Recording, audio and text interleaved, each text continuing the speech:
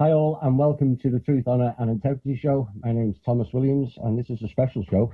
And that particular song is the title of this show, From Russia with Love. Now, there's been a lot written about history. Hasn't really made sense about Russia, and I thought I would do a show, and it involves a lot more than Russia. And it may not be completed in one show. There's a lot of material to get through. And we'll see how we go with it. We may do a part 2 tomorrow evening, or maybe next Sunday if we don't get through it. But on our paths of discovery, many aspects of the truth and revelations have shocked us to the core. That this was a lie, no, this and that was a lie as well. And you read the next chapter of discovery, and it therein contains a whole heap of more lies. One giant tapestry of deception on so many levels that permeates throughout all levels of society and its operations. Now, the truths in history, as in his story, it was always written by the victors of the spoils, they say. And another line is make a lie big enough and repeat it often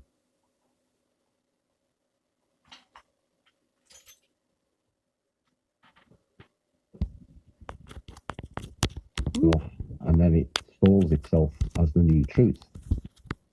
Now, truth is a funny thing, as it is subjective to the individual at the time, but not always fixed at that time. Providing the individual remains open to all possibilities, that truth can sometimes change, as new revelations present themselves in a way that triggers the individuals to take notice of it and possibly realign with it. Truth has been distorted due to a lack of knowledge, criminally denied to us as a species, and has subsequently severely hampered our development as a species also. Like the education system tells you, repeat after me. But is it not the case you are blindly repeating something you have no idea of whether it's correct or not? The teacher tells you it is, and many just accept it. But who said the teacher is knowledgeable? No one. You just assumed they were. Same applies to the government. And this is what has led us to being where we are today, searching for answers. Gandhi said the truth is the truth, even if it's in a minority of one. Society tells you, teachers, doctors, and mainstream media, that they provide the truth. So that one person can't possibly be right or true. That is what is known as programmed thinking. And the only way to avoid that is to be a critical thinker, add in some long-term memory and an ability to overview things, and you get yourself one badass for the programmed society. And in general, you become a target for attacks from the system. They don't want people waking up. And frankly, stupid people who propagate the whole system of control up. Any true observer will see this madness for what it is. Total insanity. This show will peel back the layers and the players of the lies that delves into one particular region of the planet of which we know so little about, and what we do know is distorted beyond all reality. That country is now known as Russia. We will be delving into the missing names and the peoples during the show. Now, if I ask you to name 3 things to describe Russia, most people will say commies or communists, Putin and vodka. That's their story, not her story. And it has been brutally destroyed and hijacked perhaps more than anywhere else across the world. Well, tonight we are going to redress the balance in this show in some way, where you will learn who are the Rus, Lemuria, lost continents, wizards, how it was taken over, and the current version of communism implemented, and by whom, evolutionary advanced human beings, ET help and the teachers, ET destruction, and how modern civilization span not out of Africa, but out of the Slavic, Aryan, Rus regions. How religions have distorted the original teachings. Where did those teachings come from? Ancient wars, ancient peoples, death, destruction, and the receding of life, and the ongoing battle to restore humanity back to the levels of spiritual evolution the people of the Rus, Slavonic, Aryan were at back in those times. And ultimately a triumph of light over dark. done in a way that doesn't wipe out the dark, but gives them a chance to redeem and come back into balance. But before we get into the deeper layers of the ancient past, I would like to cover the modern version of the destruction of what was then known as the USSR, and by whom. I know, and I have relayed in other shows, that World War One was all about stealing the wealth and destroying Russia. At the same time, certain peoples who were instrumental in that catastrophic collapse of a country and its peoples were busy in another country setting the stage for future battles of control via the Balfour Declaration. This was readying the stage for creating a new country to stage their version of death and destruction, control and resource stealing, whilst feeding the lower astral with a plethora of deaths and karmic energy. That was all done in England. Meanwhile, the stage being prepared in Germany for another theatre of operations, and all this took place around 1919, not long after the same group of people took over the world financial centre known as the Federal Reserve.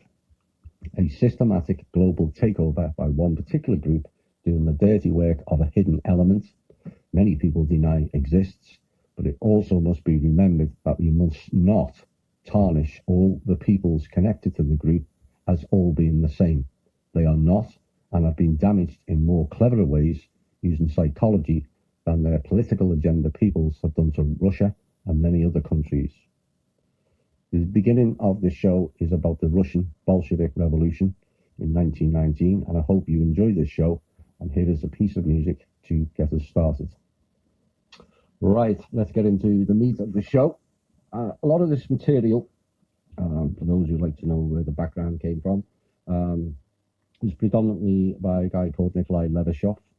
There have been numerous other sources, both in Russia and America, plus my own knowledge and opinion has been interspersed into this piece, and I hope you enjoy it. Right, among the many great empires of the world, there has been much history revealed, whether it was the Roman, the British, the Ottoman, Genghis Khan, the Greek, and the current American empire, as it's called, and all of it lavished with narratives of great achievements in battles and conquests, and yet curiously hardly any of the rest of the world know of the Rus Empire, or the region of Tartaria, or even less about the whole continent that went missing north of Siberia. History's teachers never told us any of that knowledge, and tonight we'll find out why. Now, back in 1919, when the USSR was being looted, having lost the war, a revolution, as it was called, took place, not by the Russian people, but by outsiders claiming all the spoils of a deliberately engineered war. Why do I say it was deliberate? Well, the plans of which were laid out in 1888 by Albert Pike, who was a 33-degree Mason, where it stated that this was to be the first of 3 world wars the clowns in power wished to unfold on the people of Midgard. That is the real name of Earth.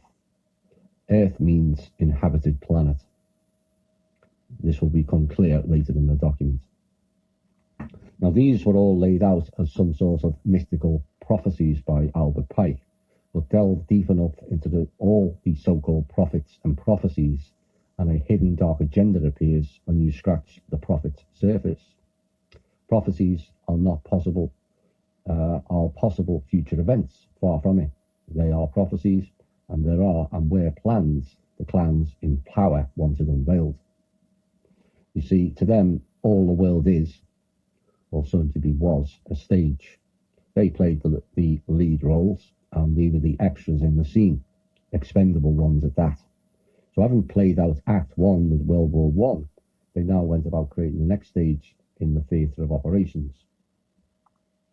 All people, all nations of the earth, independent of their real role in the world's fate, wrote their great history. There would be nothing wrong with this, except it appears that everything that concerns Russia is filled with obvious hatred on the part of those who wrote the history of the Russian people. In their opinions, the Slavs lived in earth pits until the 9th century and were so primitive that they did not even have their own state system and had to invite the Varangians, which is Swedish, to govern them. But what historians neglected to mention is the Swedes had no organised state then either, and were essentially ran by criminal gangs who looted their neighbours.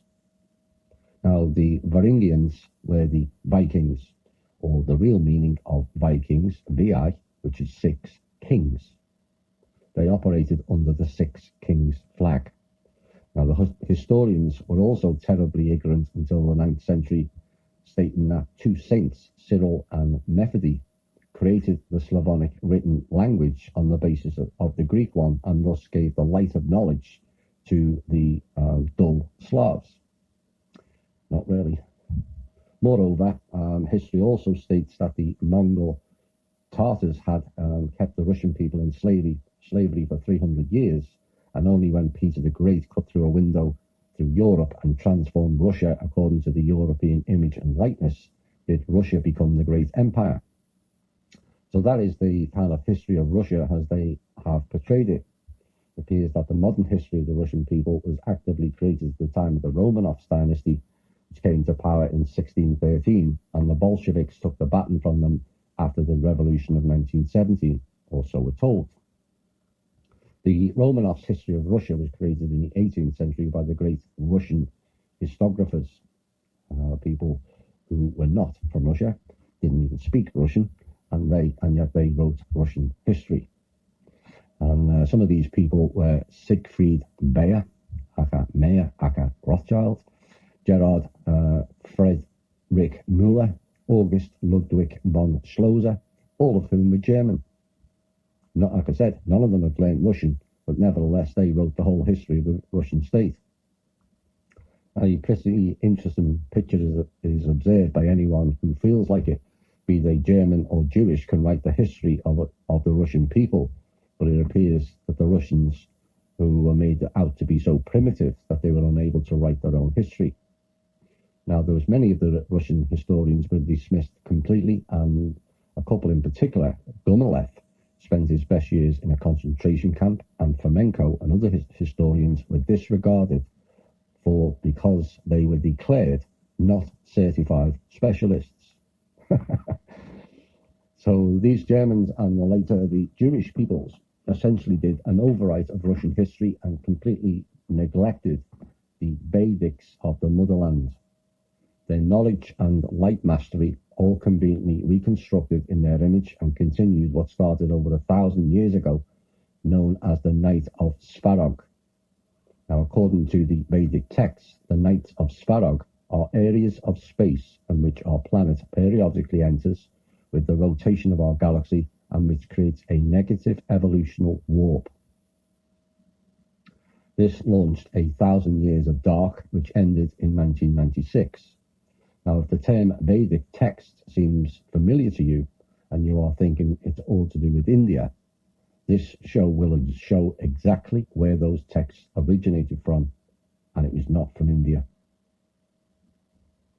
Now, Rurik the Varangian, the Viking, was invited to reign according to the then existing Slavonic tradition, which was to choose a ruler, the most deserving Slavonic prince at the Vesh, which means a popular assembly. This kind of invitation usually was temporary and only in the matter of special services for the good of the people. A leader for the people, oh my. The rule of a prince could be lifelong, but it was never inherited. I would like to draw your attention to the fact that in Rus, there were 2 branches of power, a civil authority, people, and a military one, which was initially were equivalent to each other. That is, one authority did not submit to the other. These branches of power served as a counterbalance to each other, preventing one from dominating over the other. And oh, how America and other countries require that balance of governance now. But Rurik created the Russian state with Russian laws from the Vikings' law system, which in principle can be reduced to one law, the law of the sword, or simply the law of force. So according to history rewritten, the Slavs were a backward race that needed ruling, and yet they had a whole empire known as the Slavonic Aryan Empire with a sophisticated state system, long and deep books of knowledge, operating in a higher frequency and evolutionary spiritual development way beyond any other species before or since. for thousands and perhaps millennia, whose whole empire encompassed most of Europe as its provinces. So let's shed light on the real history of the great Russian people. It is often stated that chauvinism is alien to the Russian people, and not a single minority resident on the territory of the Russian state was destroyed, even when they came as enemies. They all kept their language, culture, and traditions. In addition, many minorities were kept safe only because Russian blood was shed. The Georgians, Armenians, Tajiks, Kyrgyz, Kazakhs, and Kalmucks, and many others were saved from being wiped out by their enemies, something the Chechens have forgotten the most. They appealed for help against Russian chauvinism, as they called it, to the world community and primarily to the United States of America, for some reason forgetting or simply not knowing that in this very country, Russia, which defends human rights all over the world, but human rights for some reason were repeatedly violated. Now, when the migrants of Western Europe arrived in North America, there were about 20 million American Indians, almost the same number of people that lived in the whole of Western Europe, who formed more than 2,200 tribes and nations of the pre-Columbus America. Today, only 500 tribes with a population totaling about 800,000 people that live on reservations in which are the worst and least productive parts of their motherland. So 1,700 tribes of Native Americans disappeared from the face of their own land, but their number could now have been equal to the European population. The same happened as a reference to the Japanese people. People of Japanese origin were thrown into concentration camps in 1941 just because they had Japanese roots. And the Americans never shed a drop of their blood rescuing others. It is true that they politely offered the Kingdom of Hawaiian Islands their protection from the Japanese, which was provoked by Roosevelt, but for some reason their defending and care went so far that since Hawaii has become the 50th state, perhaps persons interested could ask the native Hawaiians what they think about this kind of defense and care. But for some reason, no one sees all this, while Russia is blamed for all deadly sins. And this was done instead of gratitude that Russia saved dozens of small and not so small from total extermination, both physical and spiritual. Certainly, as in the history of any other country, Russia has had its black days. There were enough degenerates and dregs amongst the Russian people who held nothing sacred. They became social outcasts at their own wish and treated their motherland like the enemy. Luckily, there were not so many of them. But the most powerful blow to the Russian people, who were formerly the Hyperboreans, Aryans' direct descendants, was inflicted at the dawn of the day of Svarog, when in 1917, black Freemasons, as in dark Freemasons, not necessarily black the colour, who for the sake of public opinion called themselves Bolsheviks, took power in the Russian Empire.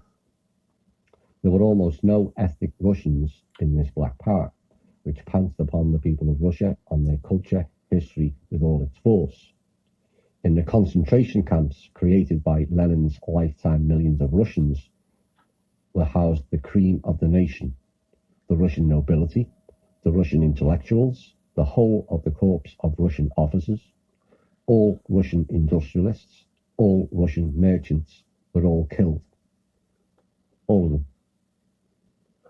All these classes were destroyed, sparing no one.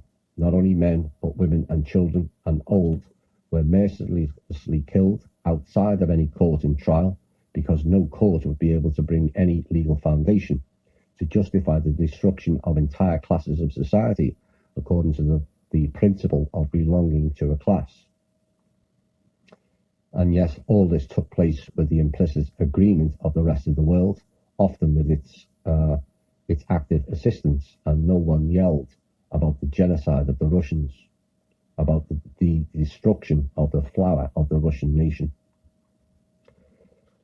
Most people bred into the Soviet Union education system can object, but these were the representatives of exploited classes, the great Karl Marx. and his no less great, in inverted commas, or quote unquote, followers like Frederick Engels, Vladimir Ulyanov, which is Lenin, Leo Trotsky, whose real name was Bronstein, and many, many others wrote and said so, all people mentioned above, as well as most other theorists and practical workers of the revolution were ethnic Jews. So why is the revolution in Russia called the Great Russian Revolution, if Jews theoretically laid the foundation and put it into practice using the money from the American Jewish people? Now, the last part they mentioned about the money, 20 million US dollars was delivered to Russia in August 1917 by Leo Trotsky, who was an ethnic Jew born in the Russian Empire, but also was an American citizen.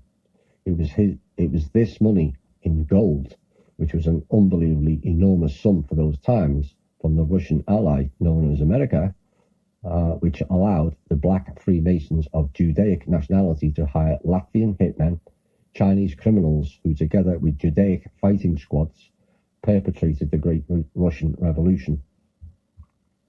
Now, after the overthrow of the Russian government and the death of all the officials, the demographics of the important positions in Russia changed drastically.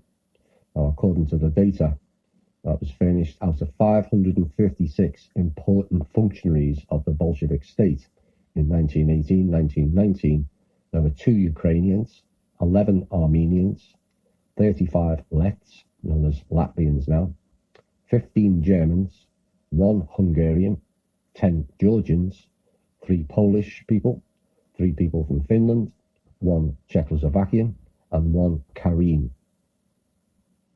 And the 2 key figures that are left, just 17 people were Russian. By far the largest number of peoples, at 82% of the overall numbers, was 557 Jewish people. And that was the Great Russian Revolution. So after the Great Russian Revolution had won and the flower of the Russian nation had been destroyed, new black rulers organized an artificial famine. So they went one step further, which ultimately starved to death 20 million peasants. This was after destroying the higher classes. The vast majority of those people were killed were the Rus people, Ukrainians, and the Belarusians. Then they set about trying to make people voluntarily enter what is known as kibbutzim, which is collective farms, an idea that came from Lazar Kaganovich, who presented the idea to Joseph Stalin. Both of them were Zionists. A Zionist education was implemented that was stated that the peasants must operate in the light, and in order to do so, that to the Russian Newshik, the Israelites in power decided to organize what they called the Enlightenment of Souls, and created an artificial famine, taking away from the peasants all their grain and all their seeds. On collecting an enormous amount of first-class grain, communists sold it for nothing on the American exchange through the Soviets' best friend Armand Hammer, who was another Zionist, thus causing a crisis at the exchange, as a result of which the American farmers were forced to either throw away their own grain they had produced or sell it for peanuts to Hammer. He then sent barges filled with this grain for the starving in the USSR in exchange for priceless religious artifacts. The Russian Orthodox Church, which had accumulated these knickknacks for well over 1,000 years, had all their artifacts looted in exchange. Those artifacts tell a lot of our history.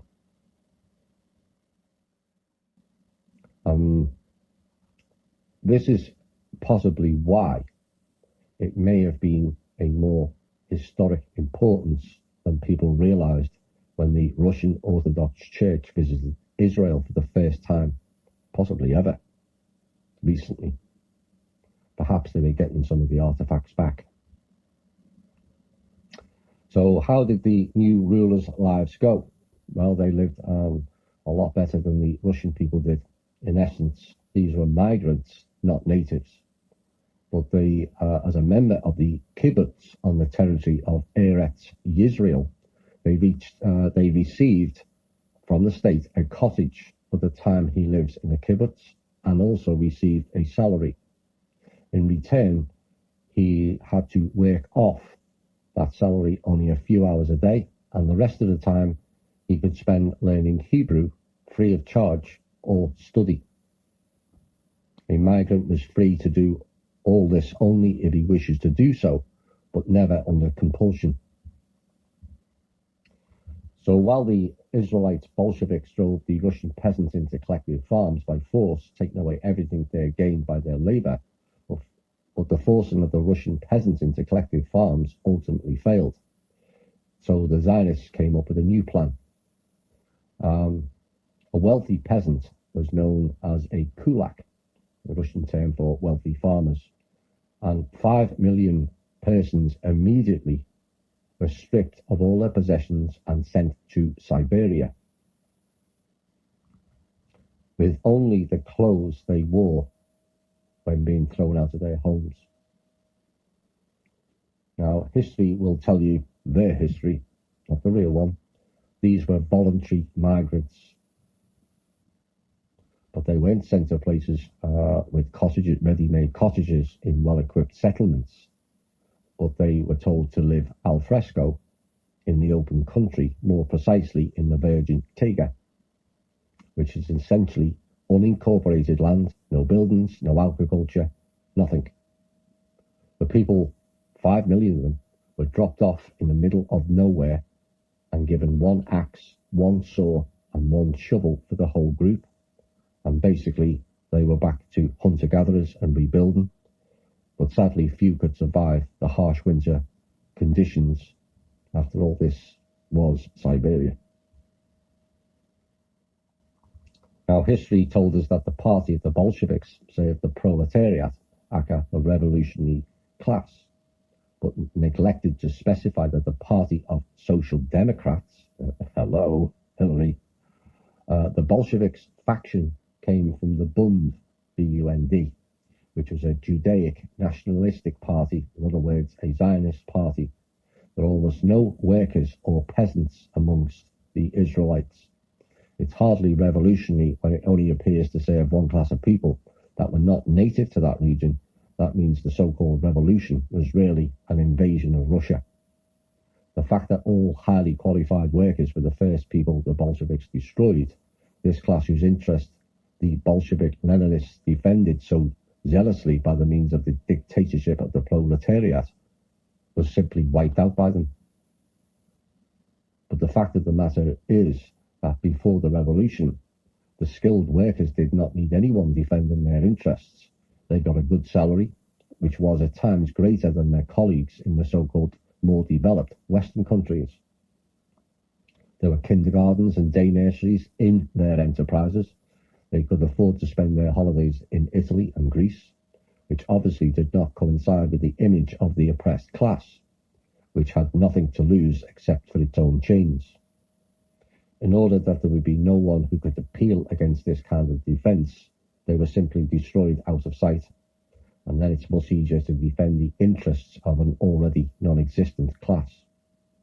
This can be confirmed by the fact that at the moment of the revolution, there were 25,000 members of the Bolshevik Party, almost all of whom were professional revolutionaries, and the majority of them lived in immigration, being in need of nothing, which required in those times considerable sums of money to keep them going. Now, a professional revolutionary is only engaged in the revolutionary activity and nothing else. So in other words, and to bring them up to modern day terms, these revolutionaries were mercenaries, like the Blackwater Group. So if there had been workers in this party, there would have only been former ones. All party members were professional revolutionaries whose work consisted in the undermining of the existing political system and required enormous financial means to do so. Therefore, bank robberies and other similar methods used by the criminal soldiers of the party, and by the way, Joseph Stalin was one of them, could only introduce a tiny share.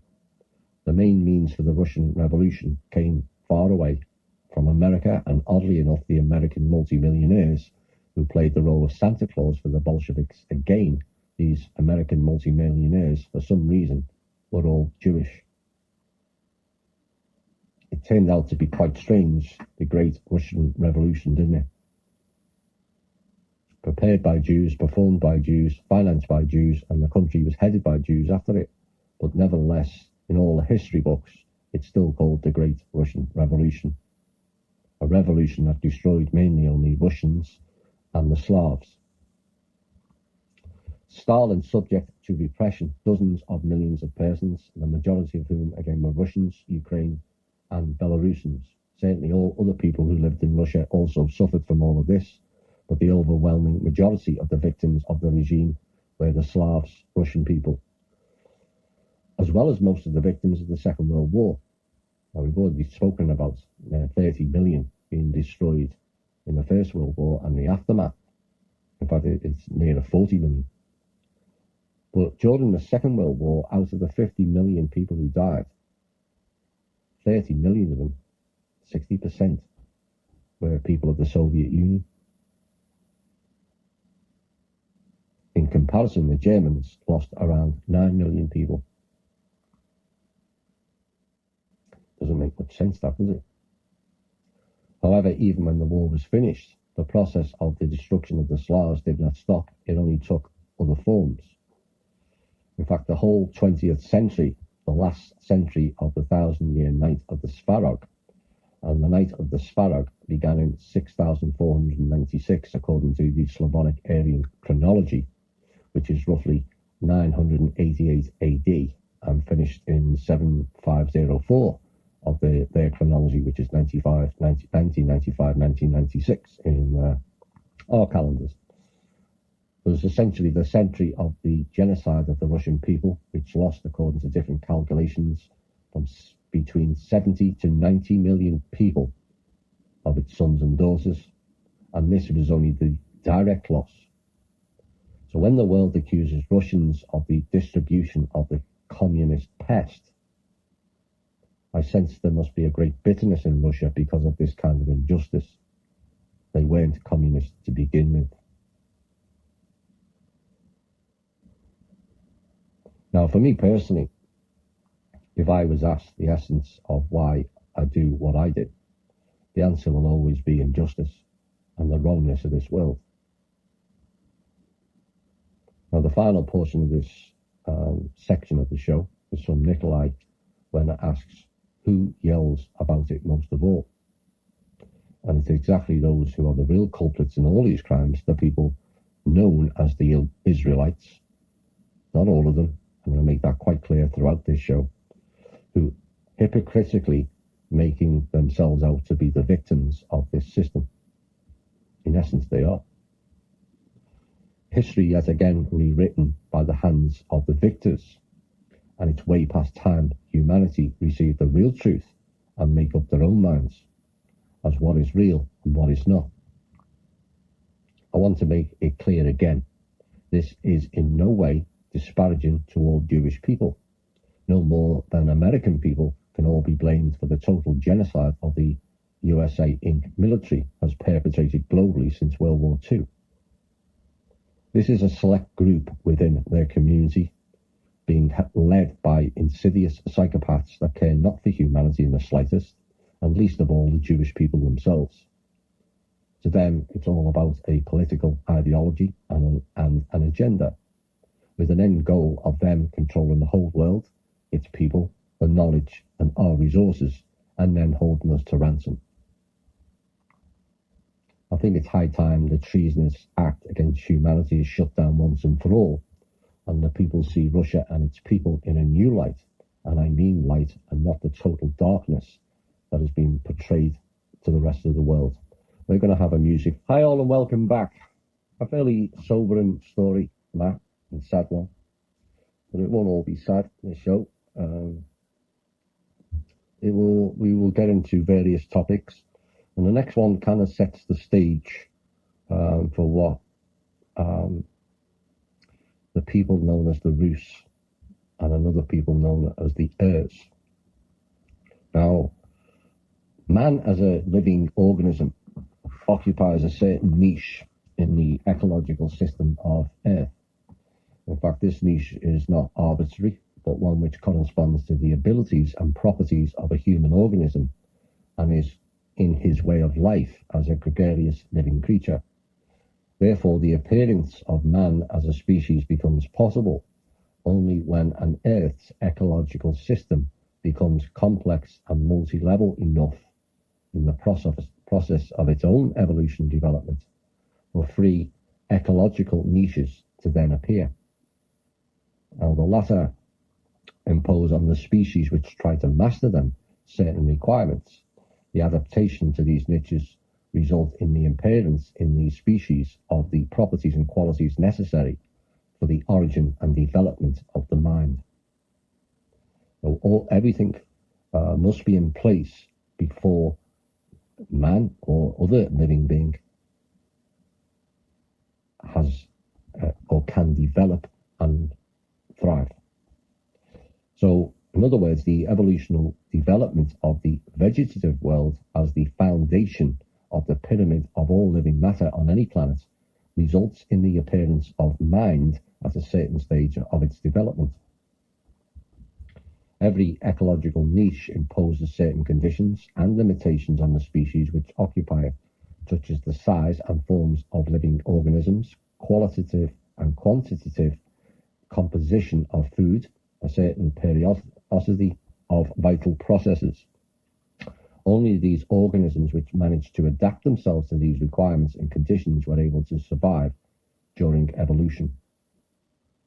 So let us see what happened to the ecological compartment occupied by modern man before his appearance on Midgard Earth, who dwelt in our ecological compartment. Well, before Homo sapiens, modern man appeared on the evolution arena. His ecological niche had been occupied by a humanoid species which the anthropologists called Neanderthal man, who had thoroughly mastered his ecological compartment for several 100,000 years. Now, besides Neanderthal man, forced all other humanoid species out and reigned on Earth alone. Thus, they populated the whole Earth and all its climatic zones. But nevertheless, different races of the Neanderthal men failed to appear during all these millennia. Only one Neanderthal race reigned over the whole world, and each considerably excelled Cro-Magnon man physically, and was also covered by thick hair which they could never get rid of. A saber-toothed tiger was the only serious enemy which could cause them some trouble. And also, Neanderthal men devoured individuals of their own species at the time. Everyone who was not a member of their clan, herd, or tribe could be considered as food. Now, certainly it's difficult to judge Neanderthal men's intellect, but there is no proof that they were more stupid than Cro-Magnon men also. So they had reigned calmly for essentially hundreds of thousands of years until about 40,000 years ago. No one knows where modern man suddenly appeared. Three races, black, red, and yellow, appeared on Midgard Earth then, while the white race had appeared about 600 to 800,000 years before. The fossil remains of modern man, which have been found on different continents of Midgard, have exactly this age. For subjective and objective reasons, there is no information about the fossil remains of modern man on the territory of Siberia or about the sunken northern continent. Homo sapiens appeared everywhere at once on all continents. He was naked, without hair all over his body, and was weak in comparison to Neanderthal man. Several quite different races which had considerable differences in both the colour of the skin and the structure of the skull, skeleton, and type of exchange processes also appeared simultaneously as if by magic. But for all that, they had one common feature. They were compatible between themselves, and this gave viable posterity. A new species cannot appear at once without having some transitional forms and going through the process of the accumulation and strengthening of positive mutations. Nothing of the kind is observed in the case of modern man. Homo sapiens just materialized from nowhere, and not a single skeleton older than 40,000 years has been found, although human skeletons are found everywhere since then and up to the present. However, according to the found skeletons, the white, yellow, red and black races can be clearly determined. Moreover, the older skeletons, the stronger racial features, which indicates the primordial purity of these races, which existed until they actively began to mix. Therefore, there could not be some single race, according to the opinion of orthodox science. It was the black race which, on its settling in Central America, mutated, and as a result, new races, white, yellow, and red, originated. Doesn't really make much sense, does it? But the facts themselves show quite the contrary. It's not the appearance of new races that has happened and still happens, but on the mixing of these races, the origin of subraces, which means hybrid, and their gradual convergence occurs. Now it's almost impossible to find representatives of an absolutely pure nationality because of the fact that the processes of people mixing compromises both different nationalities within one race and also different races. Now, what the consequences of this are, we will consider later. But let's get back to the subject of appearance of modern man and different races on Earth. Now, according to this information, at least 4 transitional humanoid species have existed, and accordingly 4 species which had the necessary positive mutations. Neanderthal men, who by the way were the only humanoid species which had preceded modern man, were not and could not have been modern man's progenitors. This is not a supposition, but a bare fact. The DNA research of Neanderthal man found frozen in the Alpine glacier gave a sensational result. Homo sapiens and Neanderthal men are as genetically incompatible as a horse and a zebra. Although these species belong to one and the same mammal order, what is known as the artiodactyls. These 2 humanoid species are not only incompatible, they were not even able to produce sterile hybrids, as happens, for example, when crossing a horse and a donkey.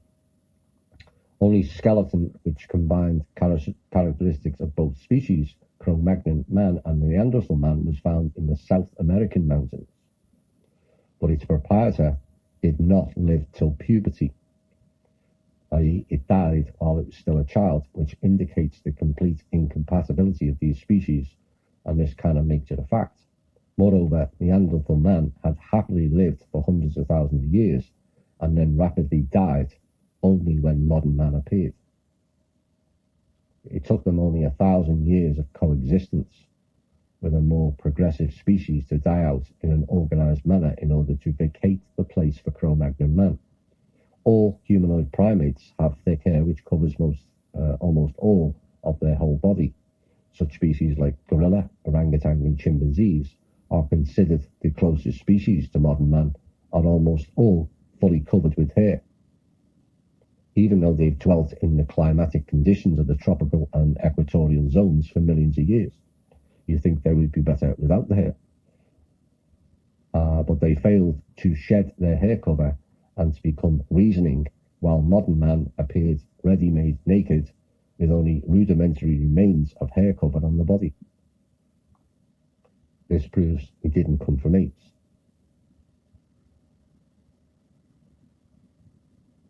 So the retaining of the hair and not having hair is kind of rudimentary but unnecessary. It came to naught in the course of time. The question arises, where did it take place? Obviously not on Earth, or this one anyway. So the question arises, where did they come from, if not originating from here? All scientific evidence garnered has ever found or been able to show who or what is the missing link in the human evolution In the next phase, we will delve into the real origins of modern man. Now, the great continent we've never heard about was called Darya, D-A''A'-R-Y-A. It is mentioned in several sources in Russia, but nowhere else, so it appears. Now, slowly it began to sink on the seabed in the area of the modern North Pole 110,000 years ago. This was also known as Hyperborea, and is best known for the only Olympian out of the 12 in Greek history to frequent that place in winter times and share knowledge, healing, and seeing with the peoples of Hyperborea. That person was known as Apollo, who was venerated by the Hyperboreans, who sent him gifts down to the temple in Delos, where Apollo resided. A place beyond the Boreas, which means north wind, was perfect, with the sun shining 24 hours a day. A sister island of Hyperborea was Thule.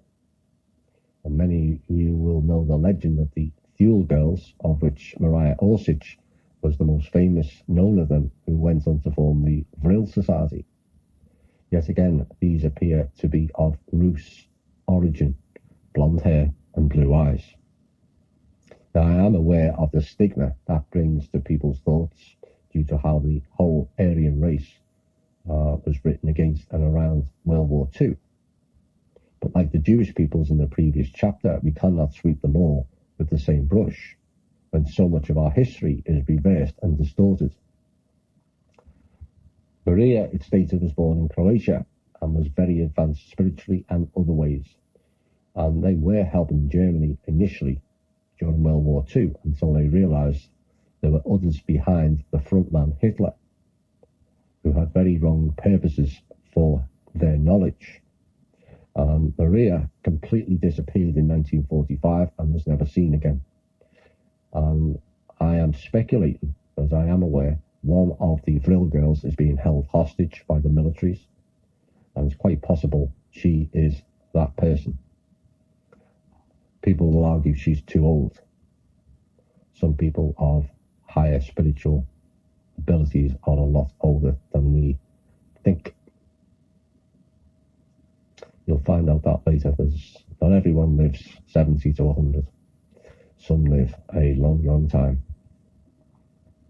Well, people will say she's dead now, but what if she was from the line of the original Thule and Hyperboreans, where it was stated that the Hyperboreans lived to the age of 1,000. And enjoyed lives of complete happiness. So what happened to the continent, the Arya?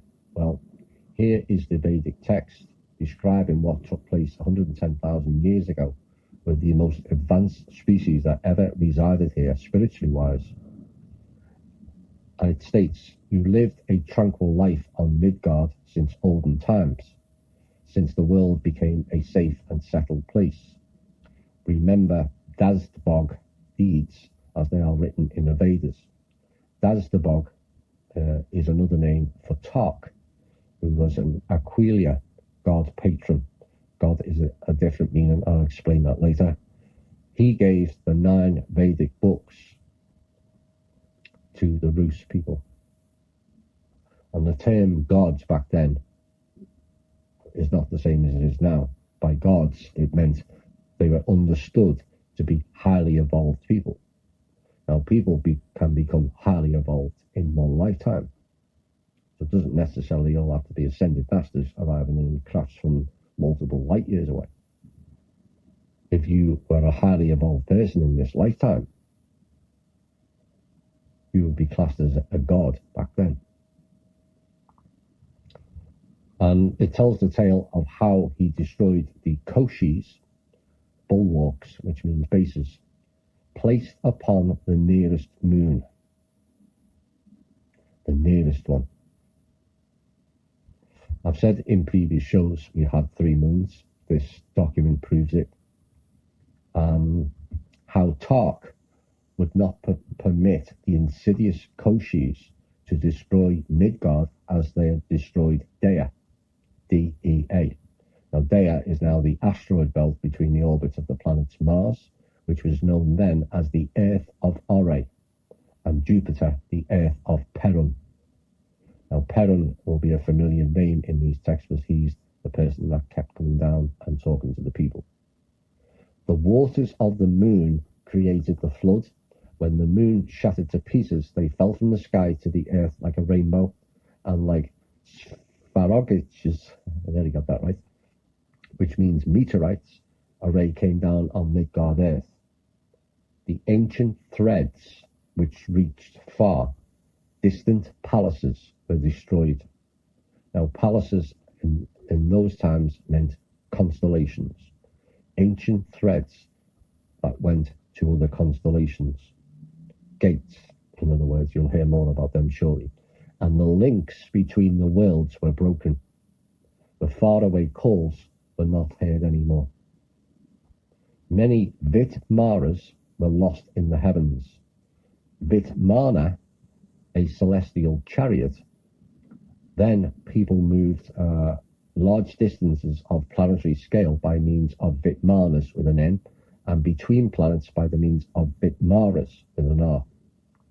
Each Vitmara could carry up to 144 Vitmanas. Until new threads were born, in other words, the gates were returned, or the portals, and their calls were heard in the palaces, constellations, as it follows from the Vedas, the Arya sank into the ocean abyss as a result of Dazdabog's actions to destroy the bases of the Koshis, rulers of the Grey, part of which was located on Lelia. Now, Lelia is the nearest, or was the nearest moon to Midgard, which is one of the three moons which our planet had back then, 110,000 years ago, called Fata, Lelia, and Messiats. Some Slavs still call the remaining moon of our planet Messiats. Now, Lelia, which was the nearest moon, took only 7 days to orbit the Earth. That means it was only a quarter of the distance to the current moon. Fata's orbital period, and ancient Greeks called this planet Phaeton, was 13 days, so pretty much half the orbit of the current moon. Dazdabog, or the god Tark Perunovich, a god keeper of the ancient great wisdom, was called giving a god, which means Daz or Daj is to give, and Bog is God, which is a higher evolved being, because he gave the 9 Santias, which is the books, to the people of the great race and the descendants of the celestial kin. These people were known as the Rus, hence the term Rusha. The Koshis, the princes of darkness, were the authentic rulers of the dark worlds, along with the dark legs and the dark R-legs. And in Russian fairy tales, in the Russian epic heroes, the battle with Koschei, the immortal rescuing Vasilisa, the beautiful, who symbolizes the motherland, Midgard Earth, from its claws. Well, as a result of the Star Wars between light and dark forces, one moon, Lelia, went off its orbit, and its splinter meteorites fell on the Earth, causing a planetary catastrophe. The tectonic plates were displaced, and the Arya sank into the Arctic Ocean. You didn't hear about that continent, did you? I wonder why. Undoubtedly, this continent did exist and was an ancient motherland of the white race. As a result of the catastrophe, it went down to the seabed. But there's another question then: where are the sunken continents? Which were the ancient motherlands of the other races? You see, there was a giant flood. It literally wiped everything out. Imagine you see what happens when there's an earthquake of 7 or 8 on the Richter scale, and the tsunami it caused through the Indian Ocean. Can you imagine a whole continent dropping into the water? Water and a whole moon raining down from the sky. Where are the continents of the yellow, black, and red races? And if these sunken continents existed, the probability of their simultaneously immersion on the bottom of the ocean is 0. In fact, there were not many unnecessary continents on Midgard Earth back then. So there are no arguments which could explain the absence of fossil remains of transitional forms. The reason this is impossible to explain is simple. Modern man, basic races of Homo sapiens, never evolved on Midgard Earth. The Slavonic Aryan Vedas tells that after the Arya had disappeared under the water, many people died then before they had time to go up in Vitmana's craft, or to go through the stargates, as they had broken them off, and to hide themselves in the palace of the bear, which means the constellation of Ursa Minor and Ursa Major. The threads of the constellations are broken again. That is why the celestial needles lost their colour. In order for the needles to shine again with colours, you should replace the crystals of Erkama by the crystals of Tara, and you will recover the threads through Zimun. This is according to the scripts. So it's explaining how it can all be fixed back up again. The threads of palaces were broken again, therefore the celestial needles lost their colour. Well, this phrase clearly tells you about the devices of the interplanetary or interstellar connection, which our ancestors named celestial needles. We would probably call them portals today, stargates. To fix it, you had to replace the crystals of Erkama with the crystals of Tara in order to re-establish the broken connection. But the crystals of Erkama were not located in the ocean depths. They would have stood out where the Arya went down, or on dry land, and most likely in the territory of modern Siberia, where, according to the Vedas, our ancestors moved. Second, the crystals of Erkama did not work, either because of the death of the subscriber or as a result of receiving devices destruction of the local celestial needles. Now, what this tells you, for those of you who listen to the show regularly, I've told you about certain bunkers around the world that contain gold and other things, and only people of the highest vibration and evolutionary development, which is in accordance with your harmonic frequency you go off, will be able to handle or go into those vaults, will be able to look inside or connect with or operate with any of the arcs, whether it's the Covenant, Ark of the Covenant or the Ark of Gabriel. There's 7 in total. The same thing applies with these crystals. They wouldn't work because of the death of the subscriber. Now, third, it is offered to restore the connection through Zimun, and the constellation which coincides almost fully with the modern constellation of Ursa Minor, and to use for this purpose the crystals of Tara. Of course, Tara is a famous name in Ireland. She was also the wife of Tark, who is the son of Perun, who is the ruler of the inhabited world, back then anyway, of Jupiter. So this means that each crystal provided the connection with different star systems and had its proper name and different internal structure. Some, as it follows from the Slavonic Aryan Vedas, had abandoned Midgard Earth on the Vitmanas. Some went through the stargates and hid in the palace of the bear. And in other words, some people, one way or another, were able to abandon Midgard Earth and settle on one of the planets in the constellation of the bear. There is a question, did all who had not died abandon Midgard Earth, or some, nevertheless, did they remain? If no one was left on Midgard Earth after the catastrophe, then it turns out the second colonization of our planet happened about 40,000 years ago, and those who saved themselves in the constellation of the bear, Ursa Minor, returned. Or probably some people had moved to the Siberian expanses and began to grow roots in a new place. But if that is so, Siberia continues to keep the proofs of presence of a highly developed civilization in the bowels of the earth. And time will come, and probably has come already, when these proofs will appear before an amazed humanity which has forgotten its star roots. A sobering thought is that our ancestors who lived in harmony with nature, so many of us are trying to restore or return that. where they were highly evolved spiritually and evolutionary, stacked with knowledge, who also had the ability to travel by craft and by gate to all corners of the universe, speak to other beings on other worlds as a matter of fact, and all that was stripped away by the dark forces who go by many names. And what we are left with, due to the broken stargates and celestial needles, left us cut astray, far away from all our brothers and sisters in the universe and beyond, and have been left to be abused, tortured, terrorized, and loosed like a battery at the behest of demonic dark forces.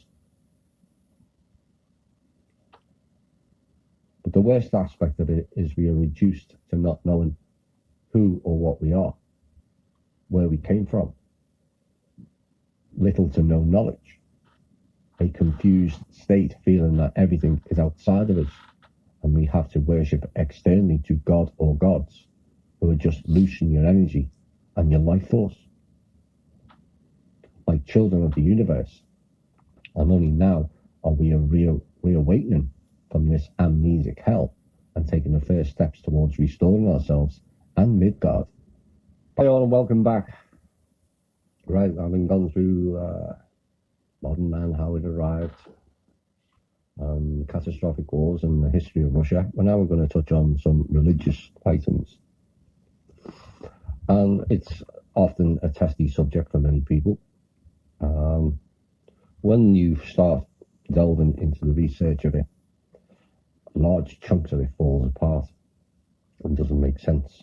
And because we've not had a real chronological history of many things, it gets rewritten in their image, not in ours. Now, in the previous piece, I mentioned about worshipping God or gods as Lucian, our energy, and how and why I come to that conclusion, how that was achieved by programming the populace with an external belief system known as religion. This mode of control has done much damage to the human psyche, not to mention the endless deaths perpetrated in the name of the church, the name of a god, or Jesus. But since whence did Jesus, as he is more commonly known as, I may add more on that later, advocate violence in his name? Why would a loving, nice God of wisdom declare fighting in his name, death and destruction, be advocated as something of virtue? So we have to take on board what the Vedas knew and report about religion. Modern science has nothing intelligible to say on this occasion, therefore we have nothing left but to fix our eyes on legends, myths and religions. But the basis of the majority of contemporary world religions is Judaism. All branches of Christianity came out of it, as the Old Testament is the Talmud adapted for non-Jews, which in turn is an interpretation of the Torah, or more precisely of the Pentateuch. I hope I said that right. Islam, in its turn, is an interpretation of Christianity and was actually one of its sects until 1180, when Constantinople church hierarchs proclaimed it an anathema, denunciation involving excommunication, to the god of Mahomet, which is said to be the god forged by hammer, which did not give birth, is not born, and which no one is like. Now, on the subsequent ecumenical council, the excommunication was accepted. In other words, Islam is a Protestantism of the Eastern Christian sect. Same thing, different branch. Before the Aryan tribes first arrived in ancient India, 4,821 years ago, in 2692 BC, roughly, it was called Dravidia. That was the original name back then. And it had been inhabited by what was they called back then the Negroid tribes, the black tribes, the Dravidian and the Naga people, Naga known as the serpent. The Aryan tribes brought them the Vedic knowledge, banishing from Dravidia, now India, black magicians. That was the real quest, to rid this planet of the dark magicians. It still goes on to this day.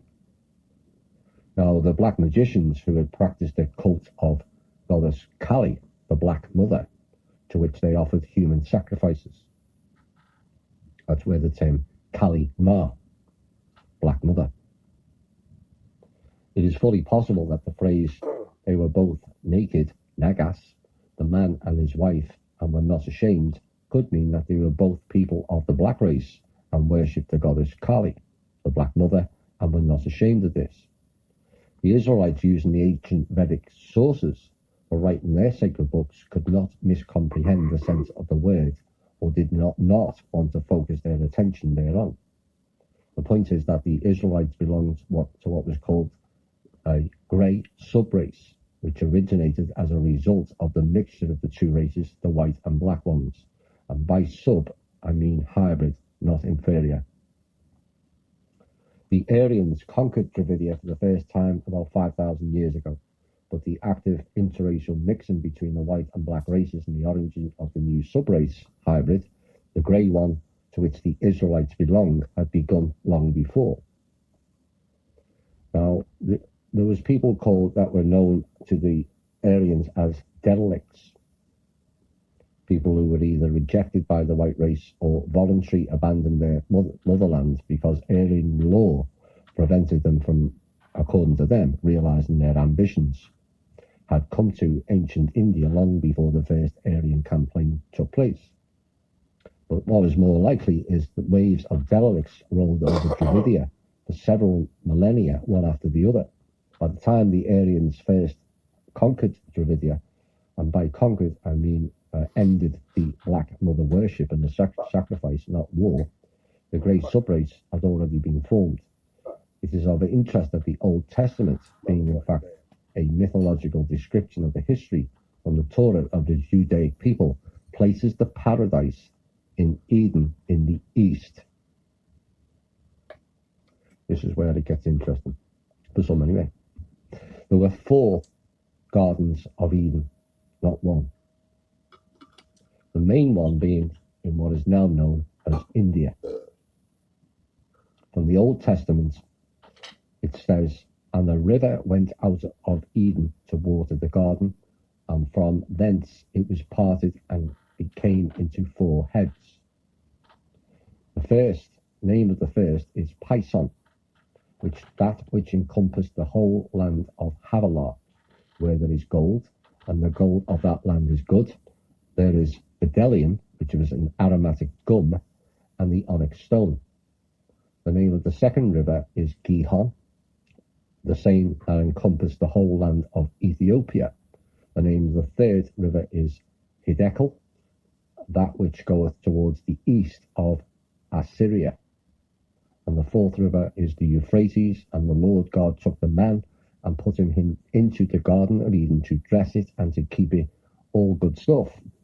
But then he says, don't eat the fruit of knowledge, for that is a sin, and you will be cast out. Really? Well, when you find out who the Lord is, and it's not God, but Anu, the reptile king of the Draco, then perhaps it becomes more clear of who this being is, and his and their intentions. Look at it logically. It says in the book, he made man in his likeness and image. But he didn't want him to have knowledge. Why bother putting the tree there in the garden in the first place? Why bother doing that? Because he wanted man to fail, is why. An obedient, no knowledge slave for those who don't know.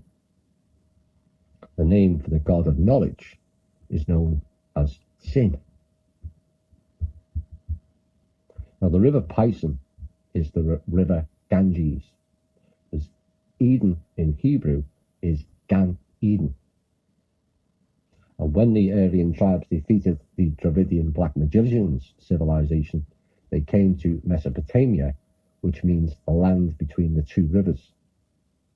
Later on, the representatives of the Grey race, mixture of the white Russians and the black Dravidians, which some will say devil worshippers, who were involved in that cult. I'm not too sure it was a whole race of people, but it's also noteworthy to point out that the country known as Iran literally means the land of the Aryans. Oops. Azerbaijan also. Now, the former Iran is where the original Mana Kingdom was located in the first millennium BC. So clearly, as some would like to proffer up as a denial of the knowledge and pull out the race card of all things Aryan is all about the white race only. Clearly that's not correct. It was about teaching all the peoples of the world to be in a better vibration. Colours, races or countries didn't matter. Why would Iran be called the land of the Aryans if it was about white only? And only the political correct narrative aligned with the BS history written into it and surrounding World War II, having destroyed between 70 and 90 million Rus people that completely were erased from history in the previous 3 years, 30 years. They then set out to denigrate everything else and create a negative about the Aryan race, all surrounding the German narrative about a special super race of blue-eyed blondes. They were right in the first part. They were a special race. But the conditions laid forth to accomplish that was never Aryan in origin.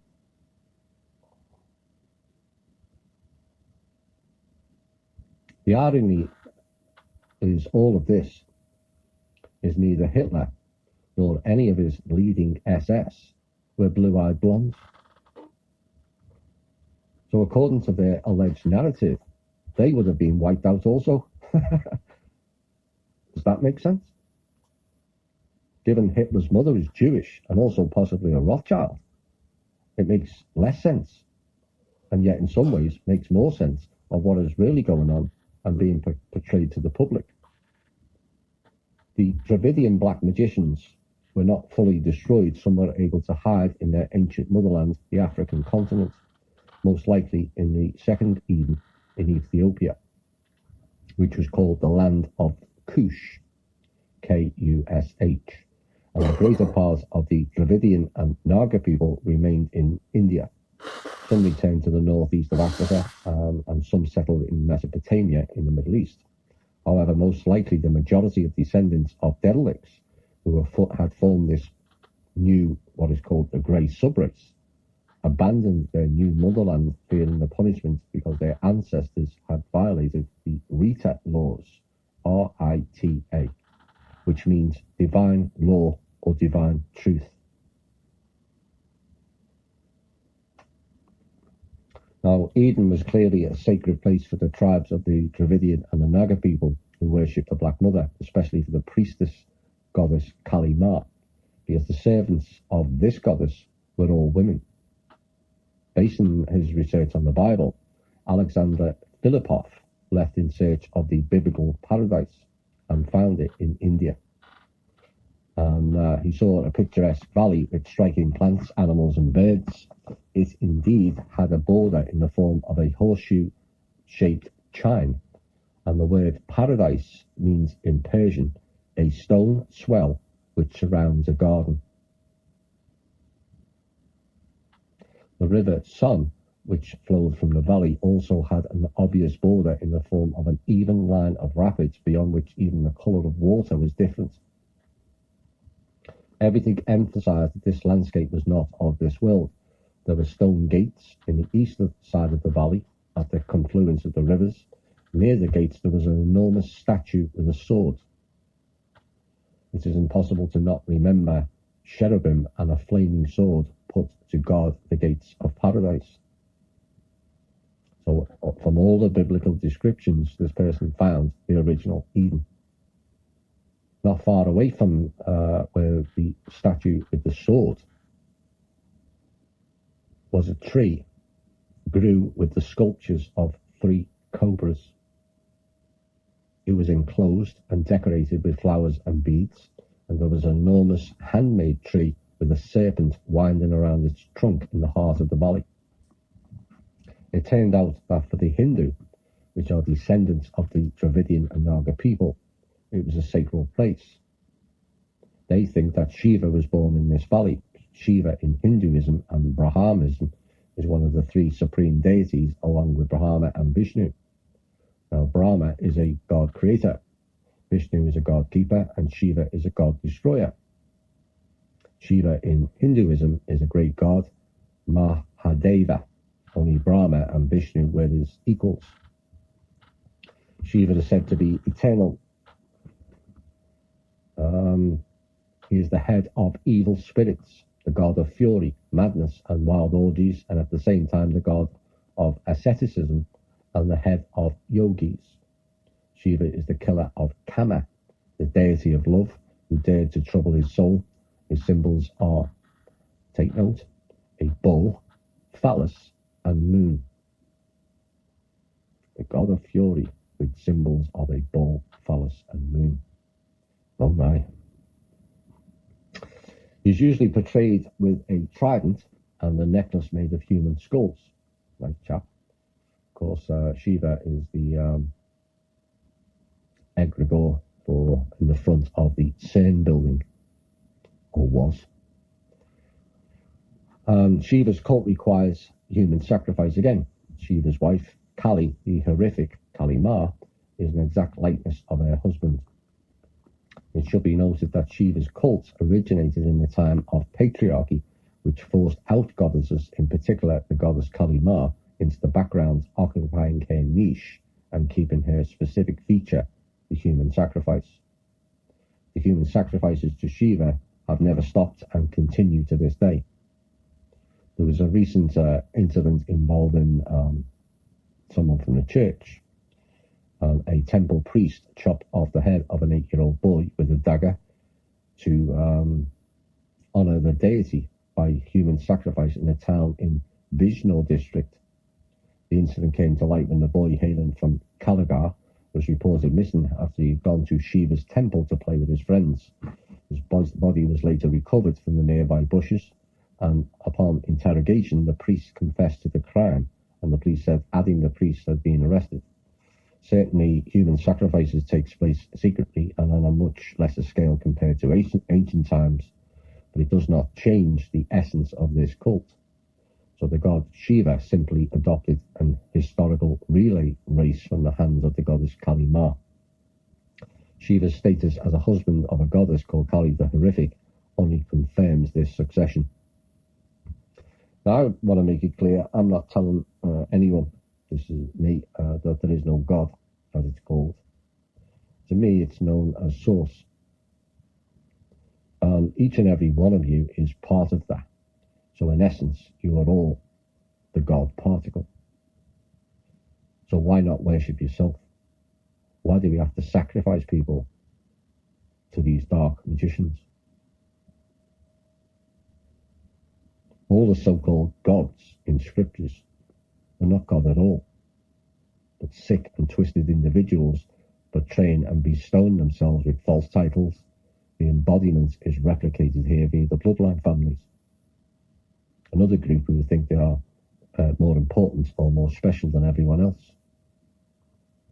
Message to them, you're not. Well, this next topic has kind of bugged me for a number of years. After seeing patterns of names in places and planets as to why you are was in so many of them. Now I've finally got a handle on it and why, and lots of things suddenly all start fall into place, as things do. So who or what are the Urs?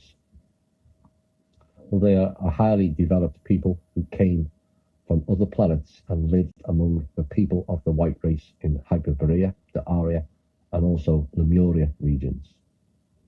They came to Dravidia, India, with the Slavonic Aryan Rus tribes. Now, the Hues were the Aryan teachers and defenders. They possessed extensive knowledge and tremendous abilities which seemed supernatural for the people of other races, in this case for the people of the black race, to which the Dravidian and the Naga people belonged to. Well, the Hues were the representatives of the light forces of the universe. They were the Volkovs, the Vedans, and the white magicians for the Aryans. In principle, exactly these Volkovs organized the campaign and led the Aryan tribes to Dravidia in order to stop the distribution of the Dark Force's influence. Next is an excerpt from the text stating what took place. In the times of a new great Asa, battle in the heavens, which is the battle between light and dark, the dark were expelled from all earths of the Makosh. Remember, Earth means inhabited planet, not just this place. Makosh is the Great Bear. They were expelled from Radha, which is now known as Orion, and the race palaces, which is Leo. Therefore, the dark way of spirits and souls began to go only through the world of people who lived on the earths in the arm of the Swati galaxy. Could be the Milky Way, I'm not too sure. An ascension along the Golden Way became possible only through the world of people. An important line. Midgard Earth, being in the middle between light and darkness, began to play an important role. Therefore, the dark forces decided to give power over the people to demons. That is why there is a fight between dark and light forces on Midgard Earth, in which people from different clans and nations took part. That was from one of the verses. Now, demons are mainly the non-corporeal forms known as dark jinns, smoky-type beings, or the spirits, the ghost world. Of course, people in recent times of the Western world, but not so amongst the native tribes, known as the other races, black, yellow, and red, started on the same path as the other three races, using hallucinogenic drugs to get highs, but also entered the spirit world. Now, whether knowingly or not, people know my opinion on those drugs, but here is the medical and Hues knowledge of what happens and the said consequences of taking these hallucinogenic drugs. Until now, the American Indian shamans from Central and South America use peyote, ayahuasca, and other plants which contain one or another narcotic substance to bring themselves into the state of trance in order to contact the world of spirits. The shamans of Siberia use poisonous mushrooms for those ends, for example, fly agarics. Nevertheless, the majority of these plants grow in the equatorial or tropical zones of our planet, which historically were natural to the habitat of the black and red races. Most known hallucinogens are fatal, being taken in large doses. Lesser doses cause serious psychical disturbances pretty quickly and can lead to death in the end. Narcotic substances belong to the group of vegetable poisons which render maximal effect on the neurons of the brain, because the nerve cells are the most sensitive, and the blood, going on in its small circle of circulation, first enters the cerebrum, bearing the maximal concentration of the hallucinogens. As a result, the quantity of poisons that enters each brain cell in a time unit is several times greater than the neurons of the human brain are able to neutralize.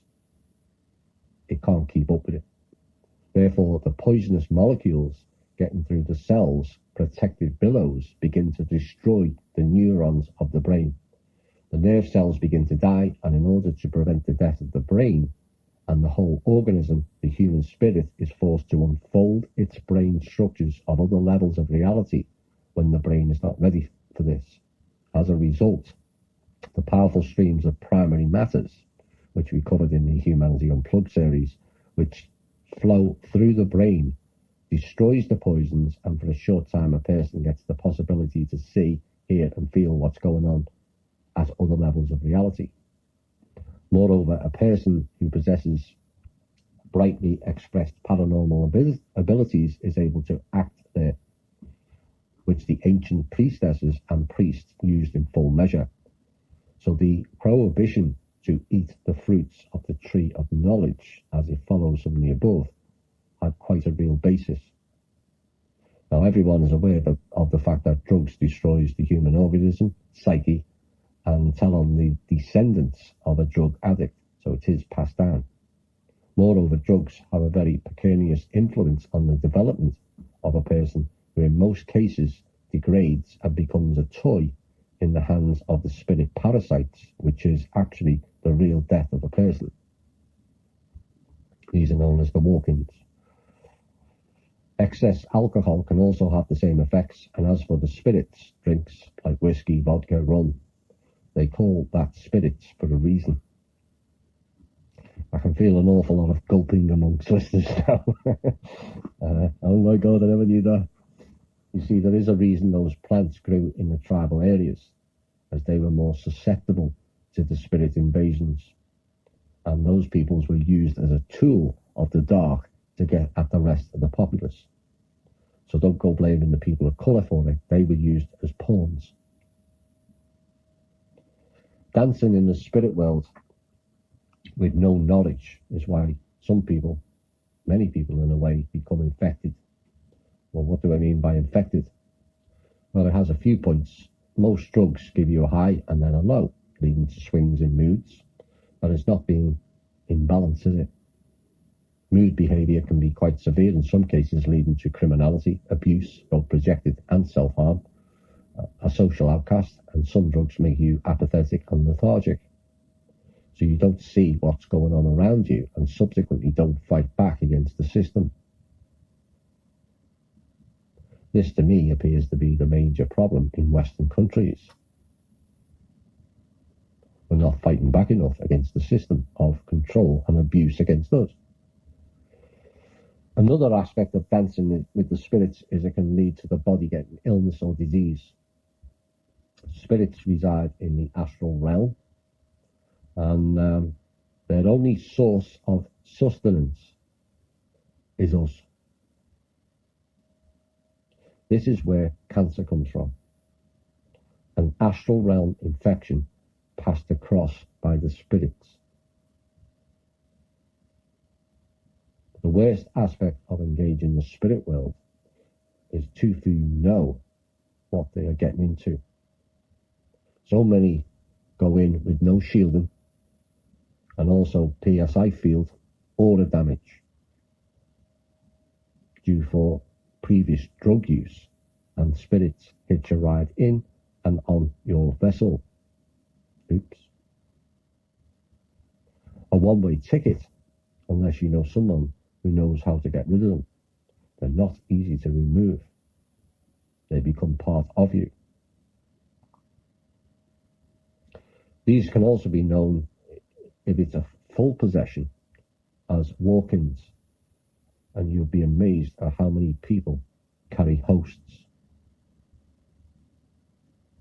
If people could see in a different frequency, you'd be shocked at how many people are carrying hosts. How can you spot them in a person? Well, the average person should be able to notice a marked change in character and behaviour. Seers can see the physical manifestation, but there's not enough seers.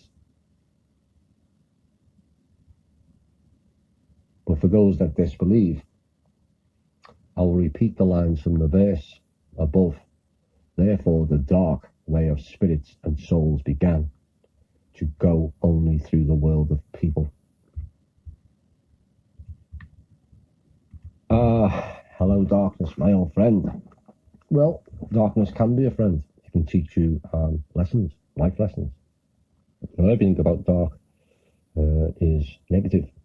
It can be taken in as a positive if used in the right way. The idea that They wanted, the Hues and the Hues wanted to wipe out the dark forces. It's not correct. They wanted to wipe out the practices of the dark forces and then hopefully go on and teach them how to operate in a better way. But the dark and light forces and the war is the next topic that we're going to be covering. This, given the time now, we're about 2 hours, 10 minutes in, and about a third of the way through. Will probably be the last one tonight, and I may do the second part tomorrow. Tomorrow evening, we'll see how time goes. So the dark and light forces, some class it as good and evil. Some say that it's all very subjective and relative. And they would be partly right, but only partly. Good manifested towards one person can bring evil to many. And evil manifested towards many persons can bring good to one.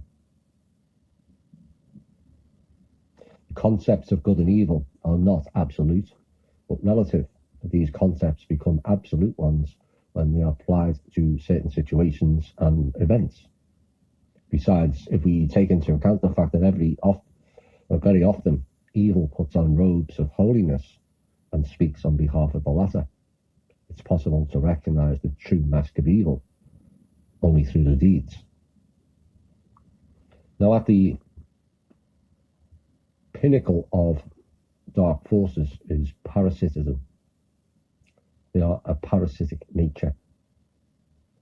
They are parasitic to themselves as well as others, but also ultimately creation itself, the light ones. Parasites are those who exist at the expense of others. There are plenty of parasites in nature. We may assume that being parasitic is a natural, necessary phenomena of nature, and this would be absolutely wrong. It's only what we've been conditioned to think. Any parasite which operates on a living organism or on the organism of society, sucking out the vital juices, either dies together with the donor or finds a new one. One way or another, any parasite brings destruction and chaos with him, and therefore carries the negative evolution, and therein lies the problem. However, in the animal kingdom, parasites fulfill a positive role. They eliminate the weak organisms. If they have a number of what sort of myself with my own pet, she had 6 pups. One of them was clearly sick, and she ignored it. We tried to get her to feed it. Didn't want to know. She knew it wouldn't last, and it was more important that the other 5 remained strong. So they go about eliminating weak organisms, primarily the genetically weak, which favours the preservation of the species and the evolution of the most healthy and adjusted individuals. And in the end, they favour positive evolution.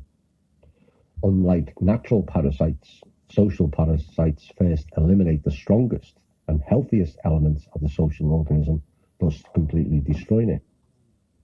Therefore, social parasites promote negative evolution and undoubtedly carry evolutional death, whatever point of view one may consider.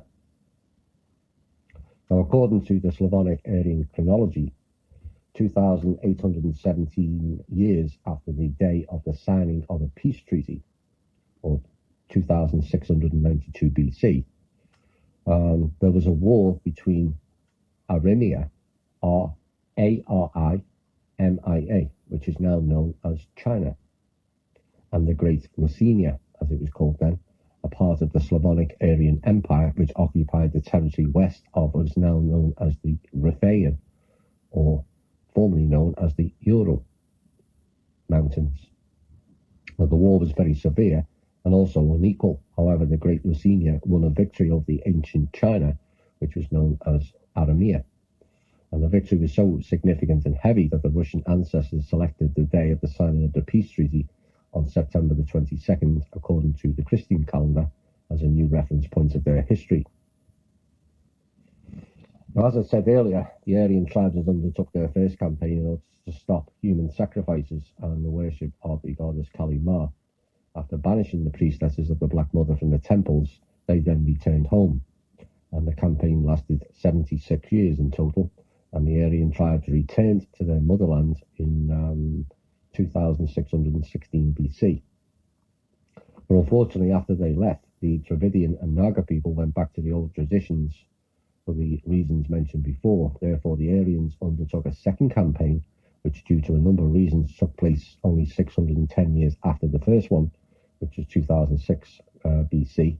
And the second campaign differed fundamentally from the first one. A part of the Aryans stayed in Dravidia, now India, and began to form the civilization which is now known as the Indian civilization. The Khan Uman, the supreme priest of the goddess Tara light cult. The goddess Tara was a patroness of nature, and her senior brother Tark, or Zagbog, was a keeper of the ancient great wisdom.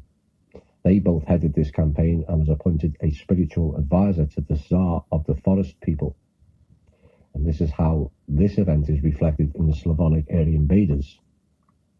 Was stated, other clans of the great race will settle all over the face of Midgard earth.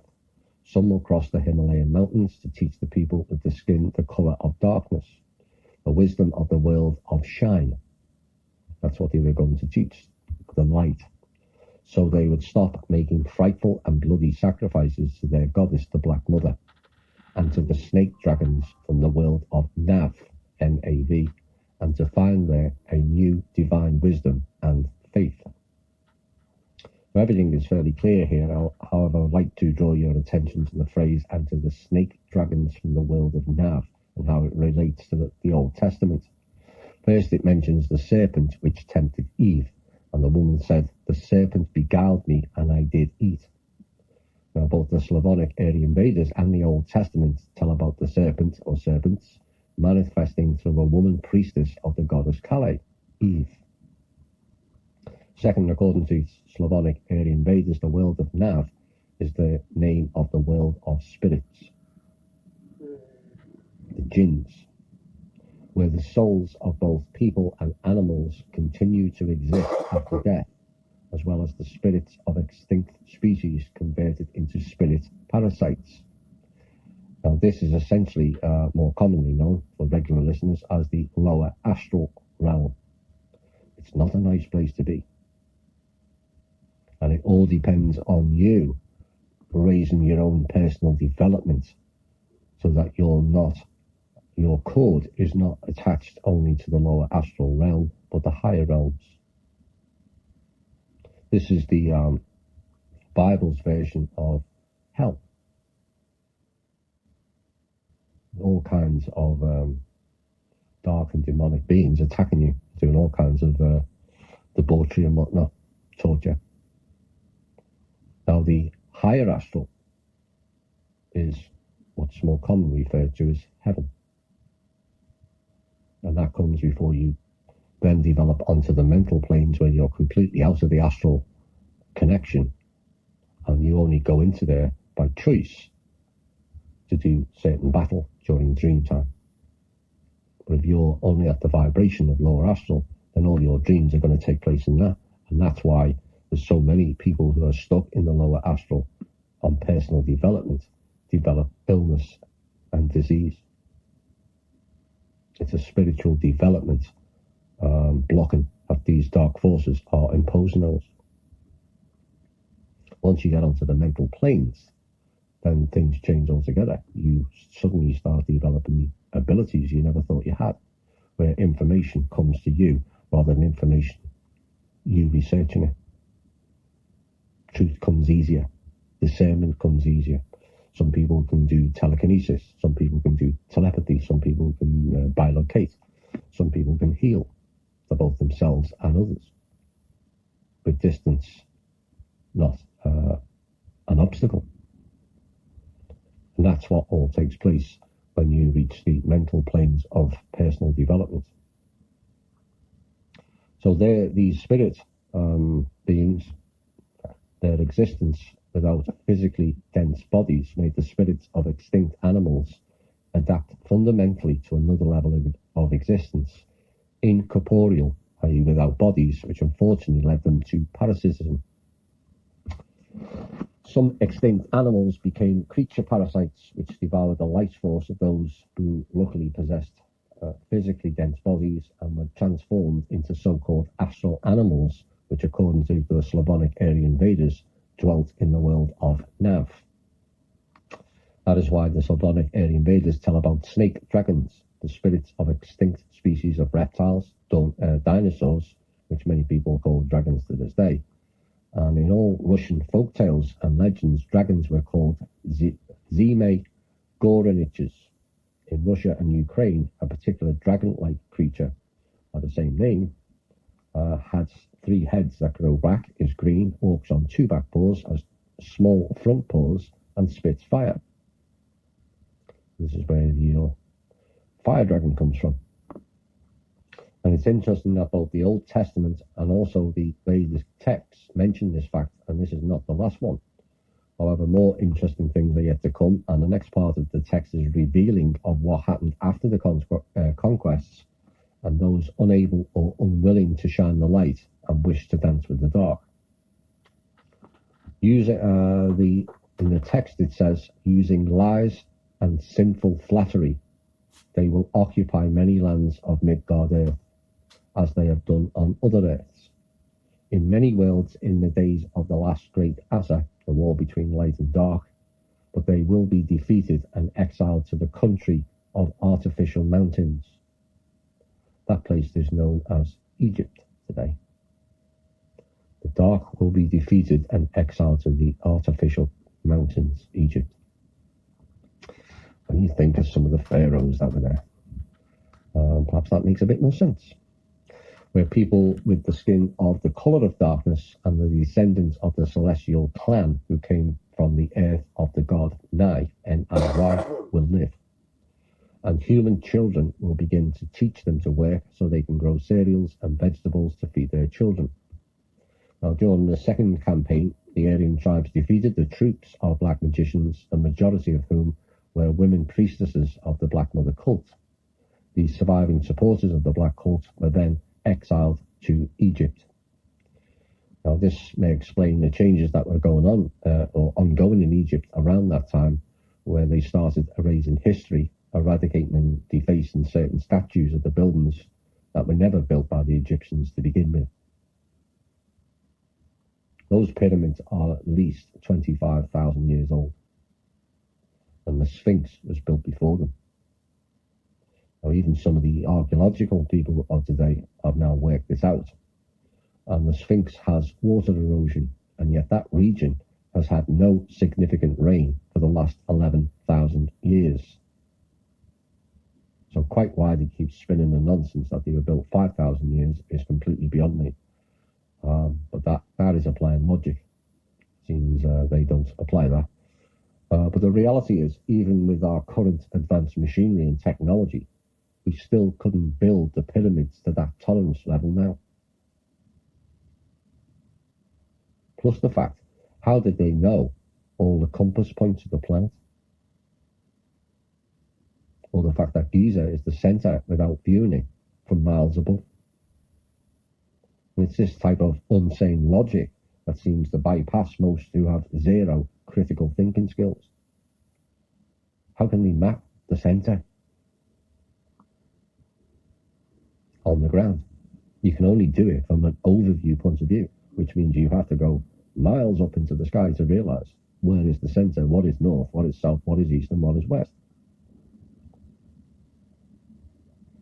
So the fact is, Egyptians,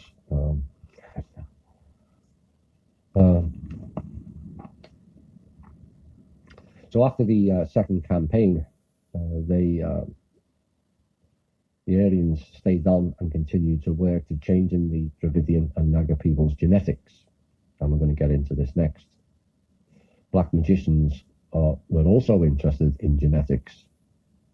The people of this, what is called the grey subrace, were of particular interest to them because they carried both types of genetics, the white and the black ones, and were an ideal weapon against the white light magicians,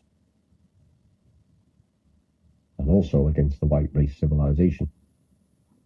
After the Aryans defeated the black magicians, They offered them several places for their exile because the Hues, who were the white race's spiritual teachers and leaders, never destroyed the defeated enemies.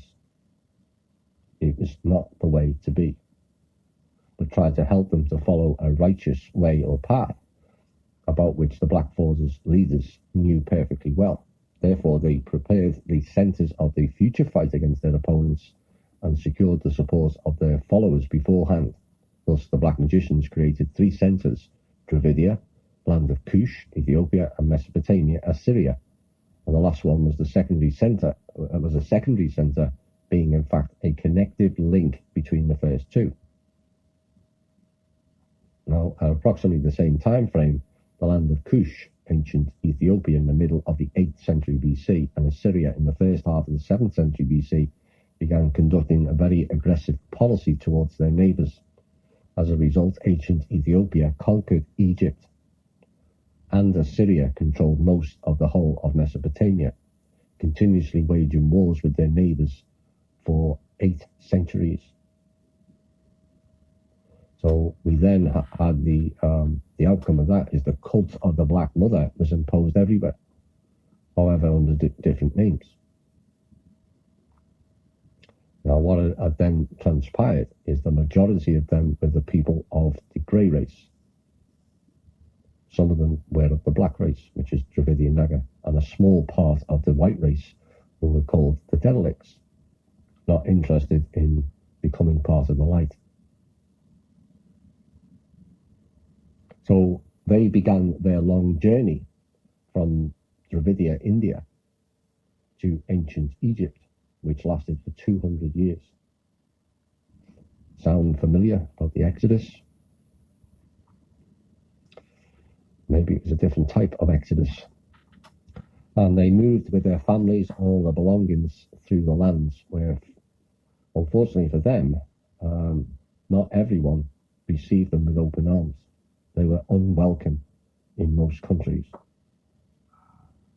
Often they had to stop for many years just to regain forces or to force their way with weapons in hand through tribes that were hostile to them. In the course of time, they became nomadic tribes, which later historians will call the Hyksos. At the end of the 18th century to the beginning of the 17th century BC, they conquered ancient Egypt, and the Hyksos governed there for about 110 years, and only part of them went south to the land of Cush, which is mentioned in the Old Testament as the New Eden. So at the end of the long road, the supporters of the Black Mother cult reached their new paradise, and a new epoch of Midgard-Earth civilization began. It hasn't turned out too well. Thus, the Old Testament does not tell about the origin of man as a result of divine creation, but about the fight between light and dark forces on Midgard-Earth, as a result of which the supporters of the dark forces were defeated and exiled. But they rose again. So sadly, Eden was not always a garden of paradise. All four of them, as portrayed in the Old Testament, were riddled by dark magicians and people with no purpose or developmental goals in their life. They took the easy path of darkness. So there are no saints and righteous men in the Christian Eden, at least in that Eden, about which the Old Testament tells. And the Christian people should remember carefully where to place their paradise, particularly the fundamentalists, not the faithful. As the word faith has nothing to do with religion. The word faith means the enlightenment by knowledge. And there is no knowledge in the Old Testament.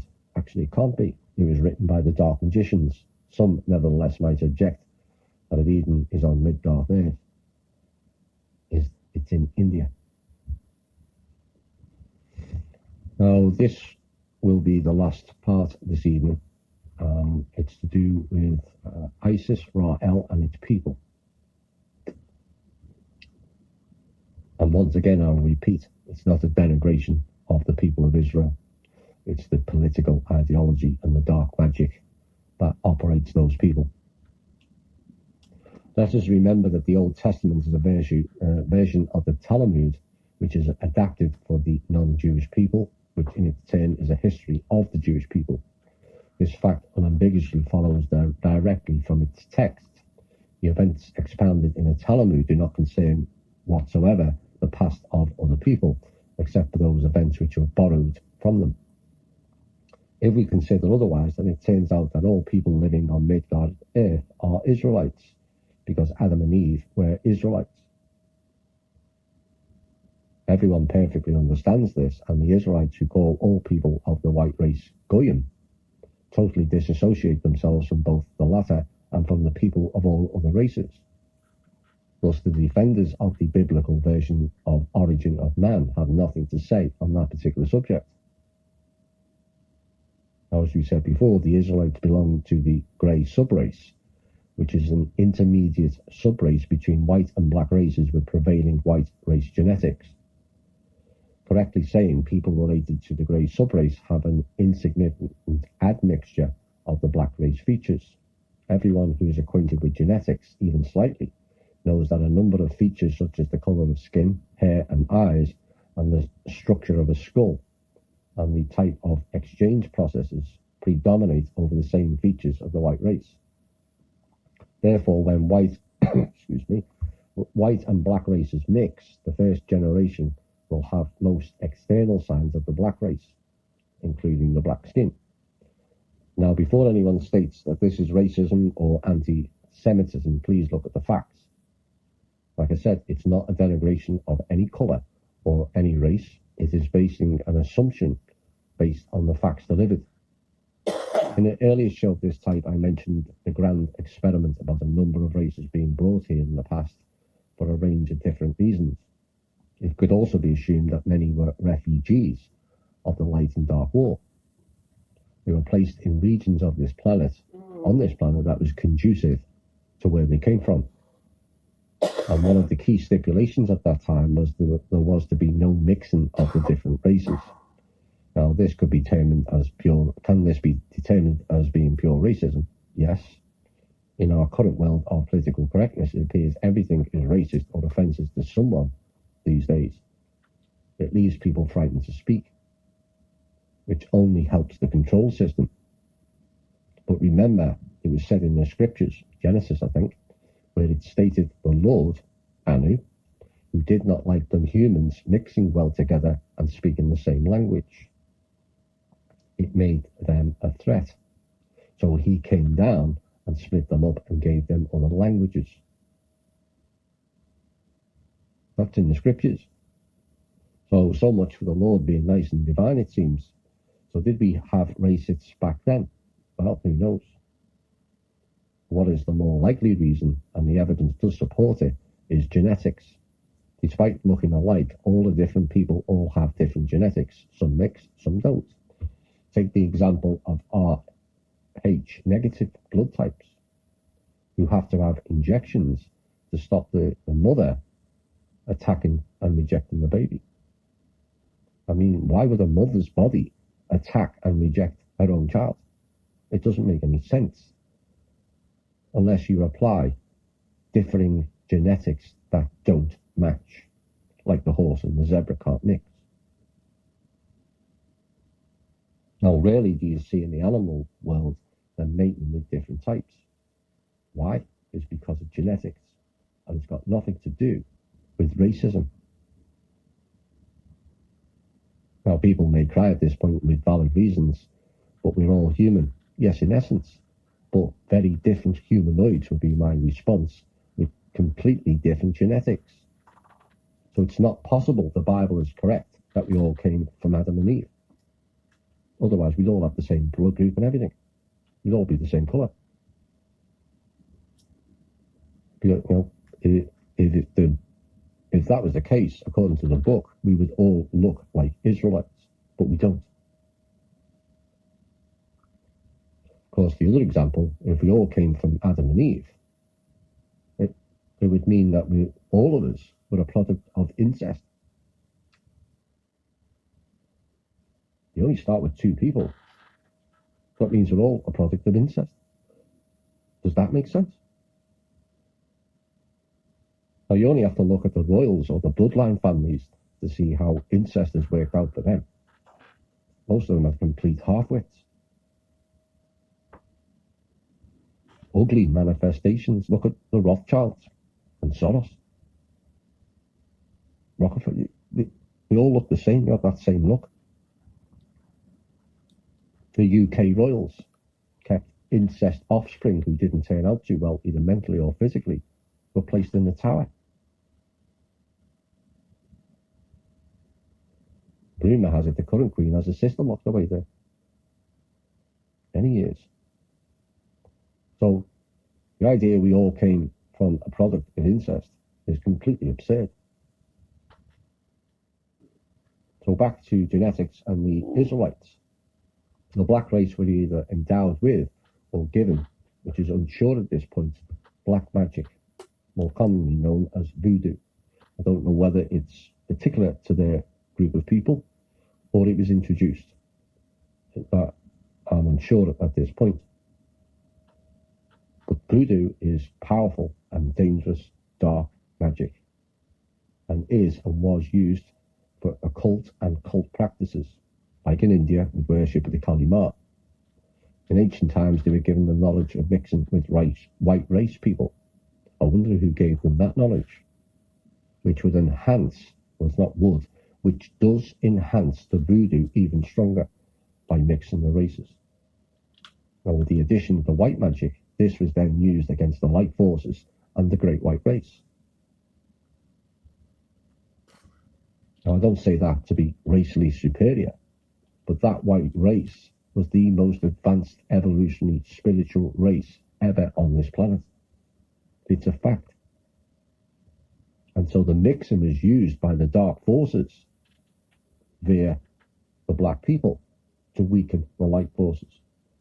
Yeah. Does that make the black people at fault? No.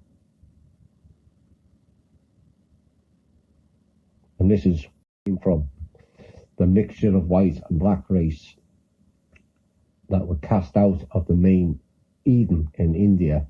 They then migrated for 200 years towards Egypt and settled in various places along the way, which would be southern Russia as we now know it, hence the term Khazarians and Ashkenazis, and on to the more familiar terms we have now. It mentioned earlier how these people were rejected in many countries due to their poor behavioural traits, and that was before AD. But since AD, these people have been thrown out of 107 countries. This particular group of people being used as dark magicians has been an ongoing program and problem in society for thousands of years.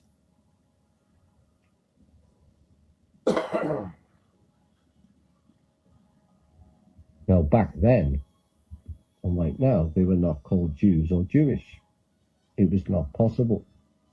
There was no letter J until the 14th century. The term Jew or Jewish did not come into the 17th century. So when you then realise there was no letter J from AD 0 to the 1400s, the name Jesus, Job, Jewish, Jerusalem could not have been possible.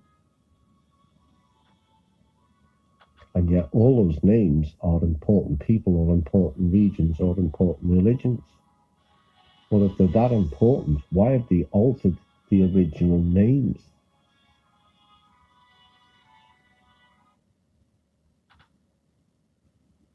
I will have more on that later in the show. But should we denigrate a whole race for that? Absolutely not. These people were used as tools of the dark forces, fed a whole heap of pure, unadulterated lies, and told to think that they were special and above all others, which always leads to derision, told to wish for world destruction by means of Armageddon, of which only they would be saved. I mean, total genocide just to save them? Does that make sense? That is wrong thinking on every level. Personally, I think the general Jewish people have suffered enough. The issue is who is pulling their strings. It always was and always will be until they are stopped.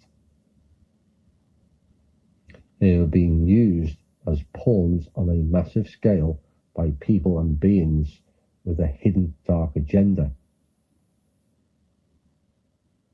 Of course, their role in world history, and in particular in the last 400 to 500 years, has been the cause of great suffering, damage and deaths at the hands of these Zionist dark forces with names like Rothschild, Hitler, Stalin, Lenin, Trotsky, Ariel Sharon, Benjamin Begin, who refused to take the Jewish people out of the concentration camps in 1942 when offered to do so in a meeting between Hitler himself and Churchill. The latter of which has a statue honouring him in Jerusalem. Warburgs, Bauer, Weishaupt, Netanyahu, all rolls off the tongue as deliverers in evil, torture and death. All of them are ethnic Jews. You can't keep ignoring it because it's anti-Semitic or it's not politically correct. These people are pioneers of death and destruction. Oh, you can't criticize the Israeli people. Yes, you can.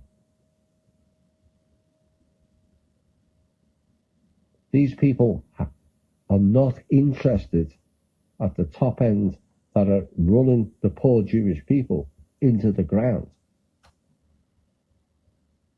running the risk of people firing rockets at them because of these clowns sitting in high towers saying, oh, let's just get rid of this country. Let's just wipe 70 million Russians out because we don't like their history and we want to write our own. No.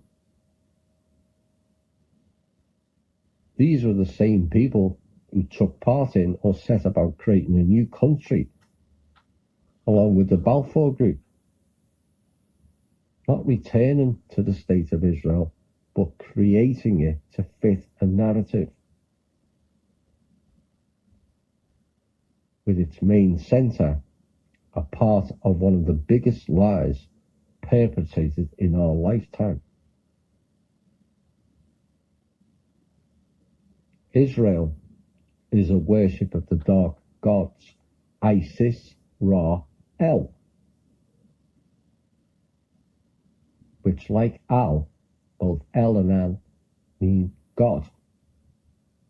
The gods of Isis and Ra.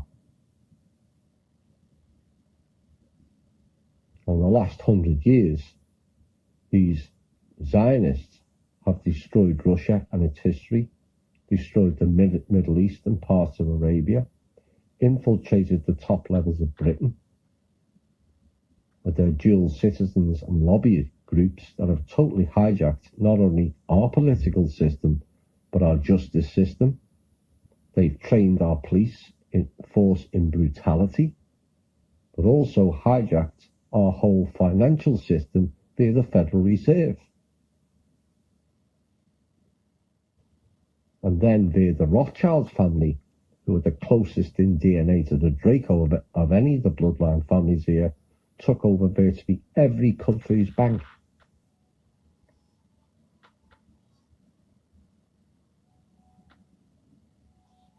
These people are total parasites. And yet so much of our American money goes into funding their brand of genocide. This has to stop. And perhaps now it's easier to grasp why these people have got the person known as Jesus killed. It was another version of the light and dark war. Now, this will probably be the end of the first part. I hope you've enjoyed this. There'll be Probably another 3-hour show tomorrow. And I hope it makes you think. I hope it makes you research. For the title of this final song explains their current position of the people known as Jewish. Going forward, we should go together with the better elements within their group in harmony as one. But until then, this has been the Truth, Honor and Integrity Show, a special edition called From Russia with Love, Part 1. My name is Thomas Williams.